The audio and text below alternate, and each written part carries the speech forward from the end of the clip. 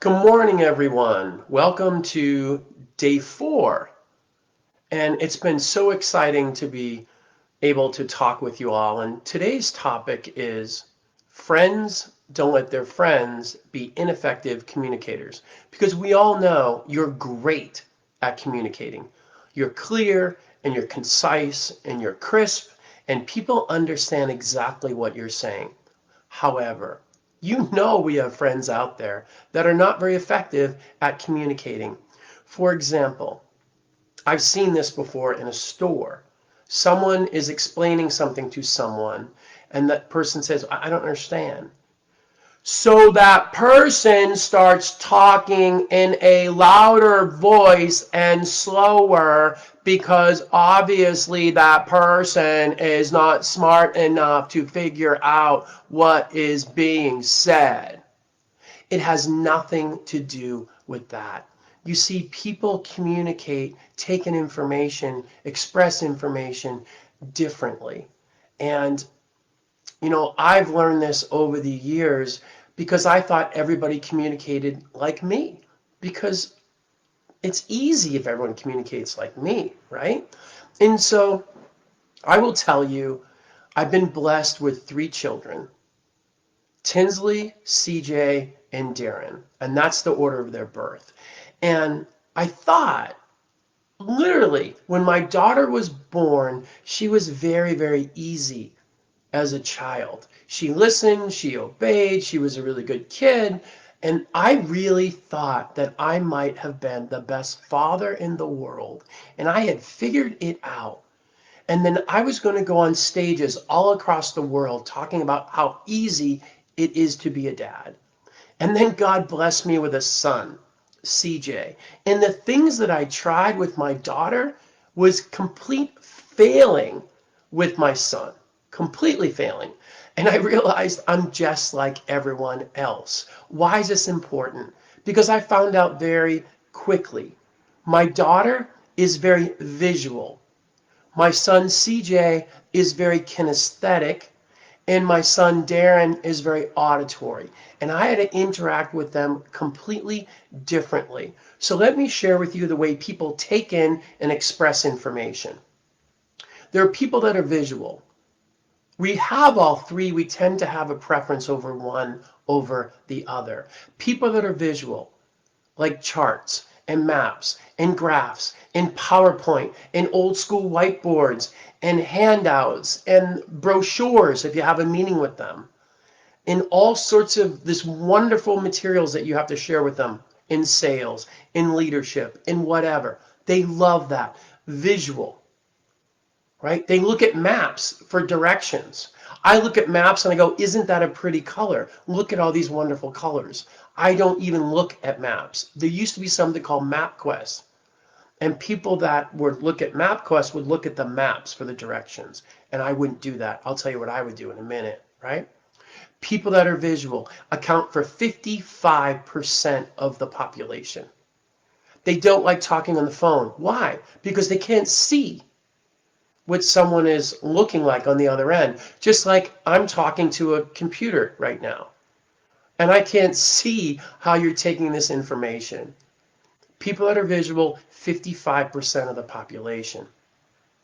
Um, um, um, um, um, Oh, I'm sorry. I lost my train of thought. You see, if you are auditory, you just counted, I said, 6 times. And you're like, you're supposed to be a pretty good speaker. You're supposed to be a consultant. You're supposed to be a trainer. Could you leave the utility somewhere else? You see, people that are auditory rely on the spoken word.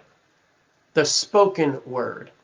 I do not like charts and maps and graphs. And what happens is we become insistent on what we are. So I've had many meetings with people trying to sell me something, and they want me to look at their cool brochures.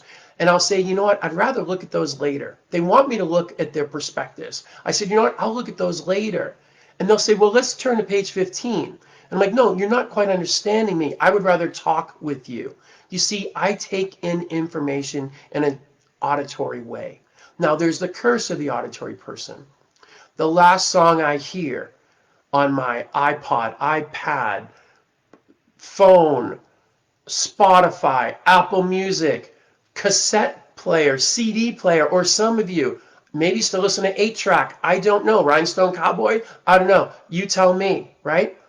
The last song I hear, I can wake up middle of the night with that song in my head. When I go to church, I can wake up in the middle of the night with that song in my head, and I have to do something to get that song out of my head. When I taught at the University of San Diego, I remember in my office one day, these leadership students came into my class, into my office and said, "Hey, professor." I'm like, "What's that?" And they're like, "Here's a story of a man named Brady." I'm like, "Who is busy with 3 boys of his own?" And I can't get that song out of my head. I can't go camping by the ocean because you know what happens? If you've never seen the ocean, folks, the waves don't stop at 11 o'clock, 12 o'clock, 1 o'clock in the morning. They go all night long. If I stay in a home where there's a grandfather clock, I'm thinking about how can I assassinate it. That's the curse of an auditory person. I take in information auditorily. And the other thing was, when I was in grad school, I was committed to a walkathon for charity. But I also had finals my first semester. So I put all my notes on my Sony Walkman. If some of you don't know what it is, Google it. Some of you are like, yeah, I had one. That was like the coolest, right? I put all my notes from all my classes on my Walkman, and I walked 20 miles for charity. I aced those finals because I was able to take in that information in an auditory way, right? And then we get the kinesthetic people. Right now, if you're sitting at home or sitting in your office, I ask you very quickly to do this thing 3 or 4 times. I'm going to ask you to stand up.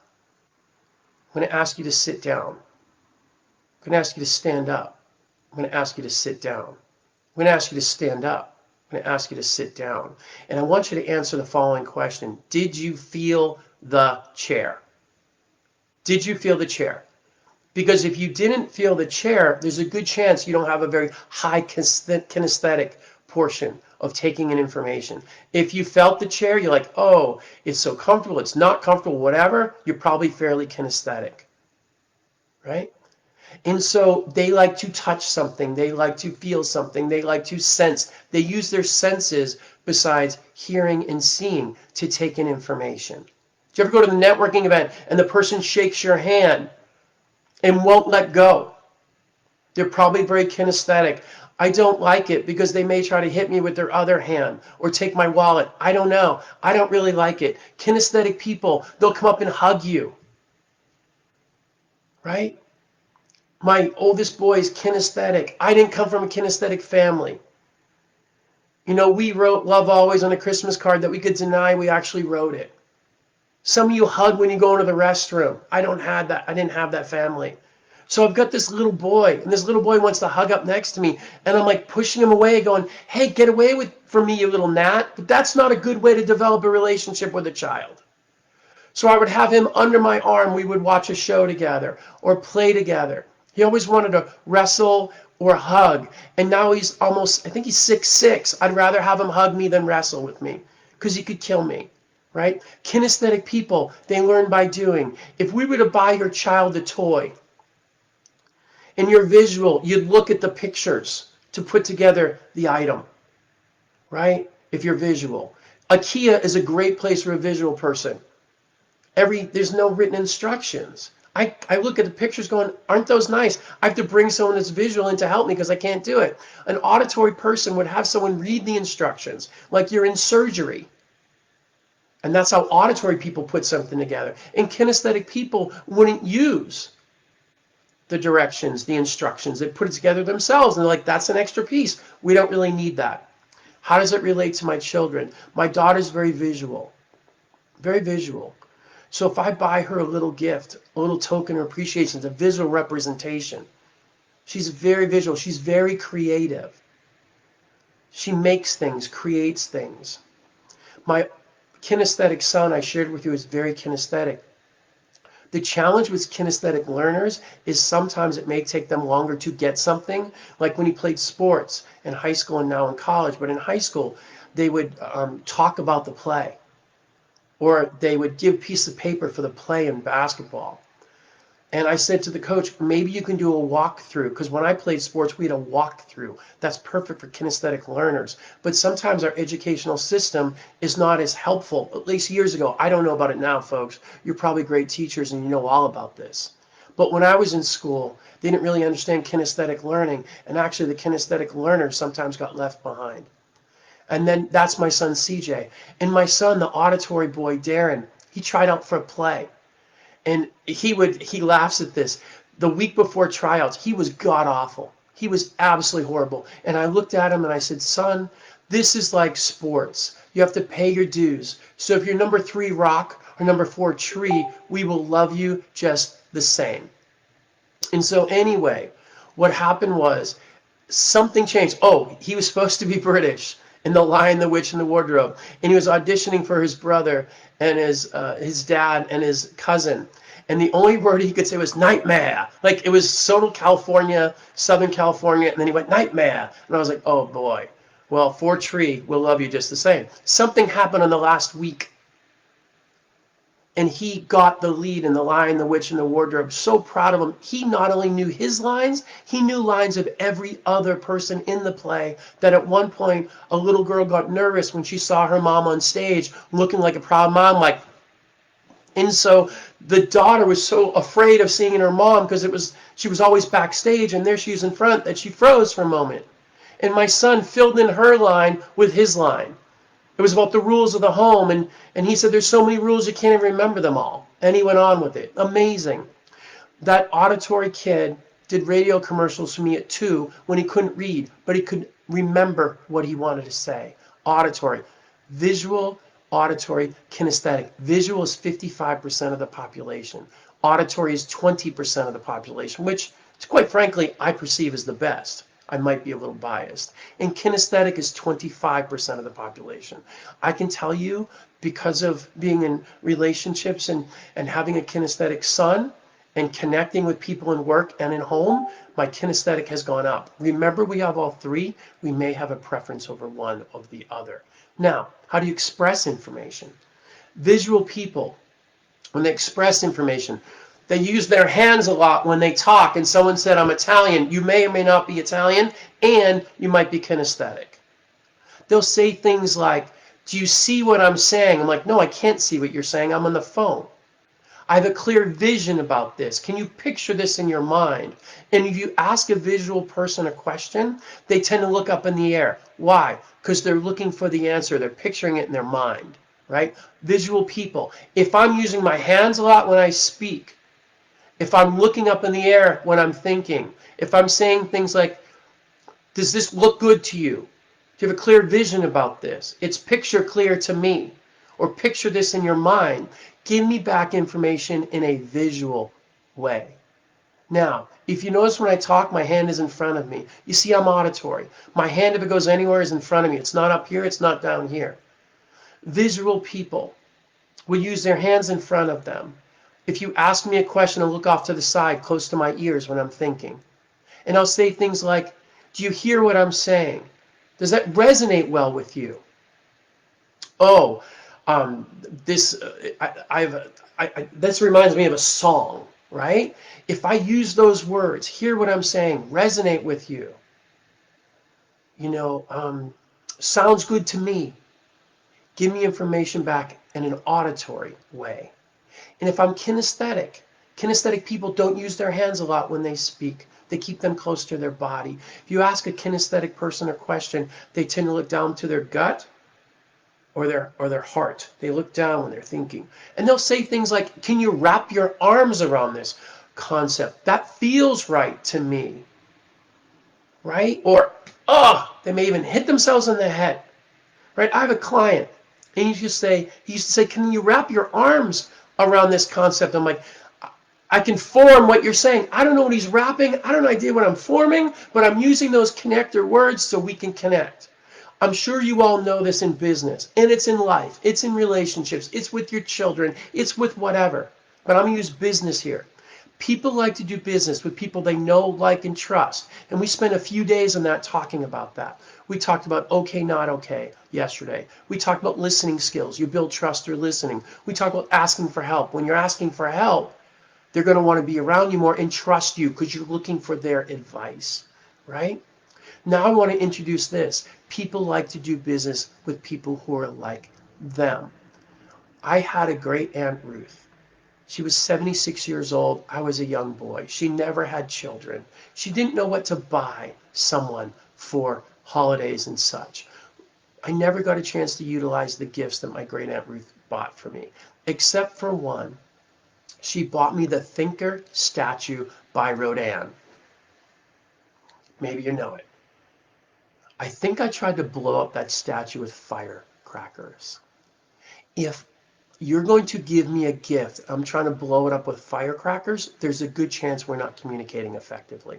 You see, you don't want to be like my Aunt Ruth. You don't want to be what you do to communicate, because if I'm auditory, I'm missing out on 80% of the population. I want to connect with you to try to find out what you are. Here's a tell. Some of you play cards. Here's a tell. You can say to someone in business or with your students, I have a lot of, or in leadership, I have a lot of information to share with you. Would you like me to walk you through it, talk you through it, or show it to you? If they say walk me through it, you'll use kinesthetic words.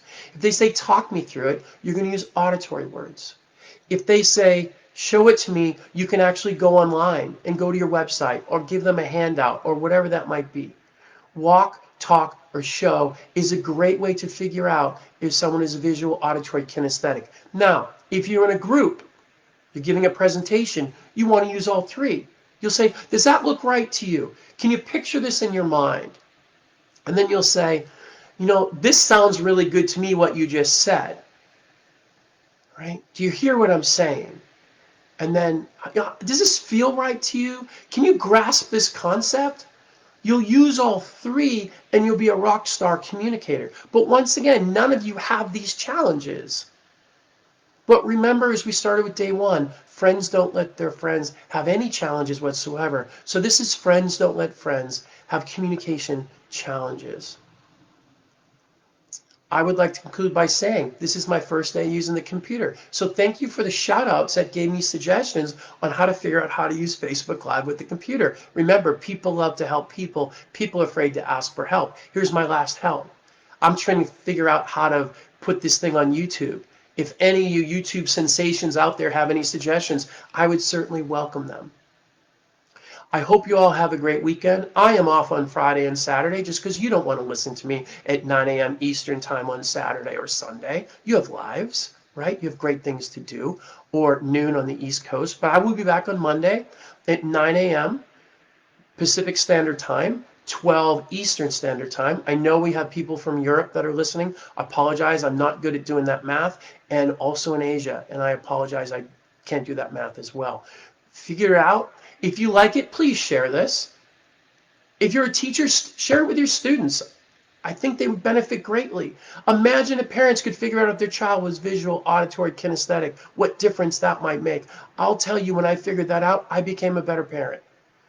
Because I didn't want to be like my Aunt Ruth and give them the gift that I am, because that's auditory, and that's only 20% of the population.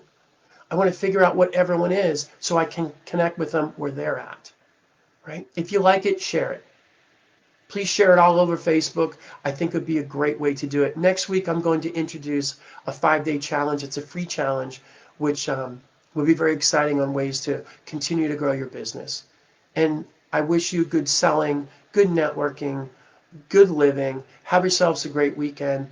Cheers. Take good care. Please share it. And I'm so grateful that you're listening in. Bye for now.